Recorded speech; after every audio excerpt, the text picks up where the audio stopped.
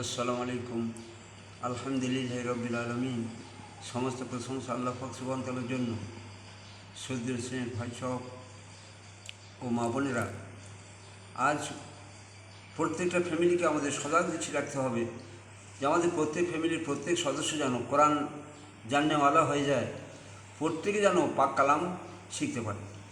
সেই জন্য করে বাড়িতে নামাজের জন্য যে সূরাগুলো দরকার হয় সেগুলো সব মোজাকেরা করতে হবে পরস্পর।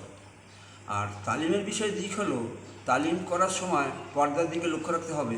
সেটা হলে এই যে একসঙ্গে যখন আমি আছি, যখন আমার মা আছে, আমার বিবি আছে, আমার বোন আছে, তখন তালিমটা ফেস টু ফেস হবে। কিন্তু যখন দেখব তালিমের সময় আমার মা আছে, আমার বোন আছে, আমার বিবি আছে বা ওয়াইফ আছে, আমার ভাবি আছে, সঙ্গে সঙ্গে পর্দার ব্যবস্থা, পর্দার বাইরে থেকে তালিম করতে হবে, তখন ফেস টু ফেস তালিম আর হবে না। এদিকে কিন্তু খুব লক্ষ্য রাখা। আর প্রত্যেক হাদিসের অংশগুলো 3বার করে পড়া। আর এই তালিম করতে গিয়ে কোনো হাদিসের ব্যাখ্যা না করা, 3বার করে আস্তে আস্তে করে পড়া। পড়লে আল্লাহ পাক সুবহান তাআলা আমাদের সে বিষয়ে আমাদের নূর আমাদের দিলে দিয়ে দেবে। তো আর সেই সঙ্গে আরেকটা জিনিস, 6 সিফাত।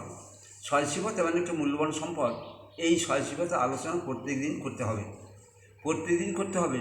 সেই জন্য আমরা যে স্থানীয় জিম্মাদার আছেন তাদের কাছে 6 সিফাতটা জেনে নেব, নিয়ে প্রত্যেক দিন বাড়ি থেকে একটা সময় ওই তালিমের পরে 6 সিফাতটা আমরা আলোচনা করব ইনশাআল্লাহ।